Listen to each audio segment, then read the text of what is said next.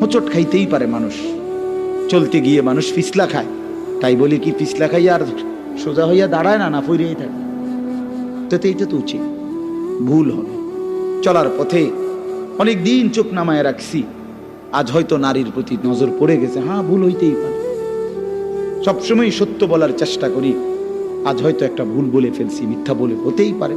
কিন্তু লাগাতার মিশা কথা, কথা বুঝছেননি আমার কথাটা? প্রত্যেক দিন মিশা কথা, প্রতিদিন বুঝি মানুষের সুদ খায়, প্রতিদিন বুঝি ওজনে কম দেয়, প্রতিদিন বুঝি কাস্টমারের ঠকা। এটা কি মুসলমান? এ কেমন ধরনের পাপে?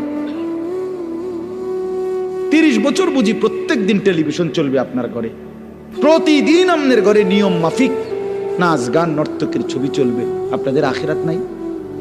আপনার বিবি বাচ্চার আখিরাত নাই? তো এরা মরলে কোথায় যাবে? এদের পরিণতি কি হবে? আর আমি বাবা হিসাবে, অভিভাবক হিসাবে কি দায়িত্ব পালন করলাম? খাট পালং আর সোফা, ফার্নিচার, কাঁচের প্লেট আর নুনের বাটি, এটাই ছিল জিম্মাদারি না? একজন মুসলমানের দায়িত্ব তার স্ত্রী সন্তানের জন্য এই শুধু খাট পালং আর সোফা ফার্নিচার ব্যবস্থা করা, এই তো না?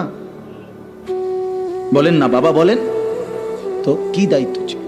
কোরআন শরীফে আছে, ওয়া'মুর আহলাকা বিস-সালাহ ওয়াসতাবির আলাইহা। আল্লাহ তাআলা বলেন, নবী আপনাকে বলছি, প্রতিটা বান্দাকে ঈমানদার বলে দেন, হে ঈমানদার, তোমরা প্রত্যেকেই নিজ নিজ পরিবারের সদস্যদেরকে নামাজের আদেশ করো। এই যে জিম্মাদারি, আপনার দায়িত্ব কি আল্লাহ বলছে, ওয়াসতাবির আলাইহা, এবং তুমি নিজেও নামাজের উপরে মজবুত থাকো। তো বাদ তরকারি? আল্লাহ বলে, লা নাসআলুকা